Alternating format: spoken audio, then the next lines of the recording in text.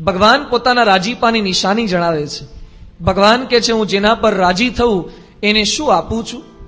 ભગવાનના રાજીપાનું લક્ષણ શું? એકવાર એક બાઈ મારી પાસે આવ્યા, મને કે મારા પર મહાદેવજીની બહુ મોટી કૃપા છે, મારા પર મહાદેવજીની બહુ જ મોટી મહેર છે. મેં કીધું જણાવો તો ખરા, કેવી મહેર છે?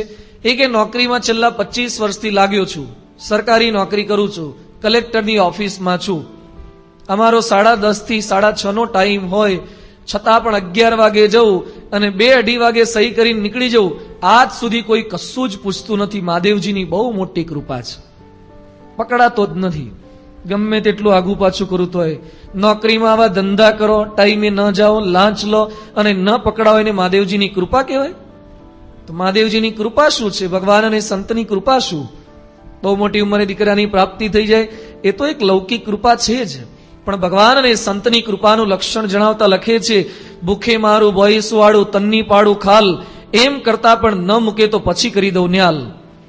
અસ્ય અમનુ ગૃહણામી હરિષ્ય તદ્દનમ શનૈ. કૃષ્ણ ભગવાન જાતે કહે છે, જેના પર માનો અનુગ્રહ થાય છે, હરિષ્ય તદ્દનમ શનૈ, તેનું ધન હરી લઉં છું, ધન છીનવી લઉં છું. તતઃ અધનમ ત્યજંતસ્ય સજના દુઃખ દુઃખિતમ. એવા માણસને દુઃખી કરાવું છું, એના સ્વજનો દ્વારા, અન્ય લોકો દ્વારા એ દુઃખી થાય અને પછી એના ઉપર ભગવાન અને સંતની કૃપા વર્ષા થાય છે.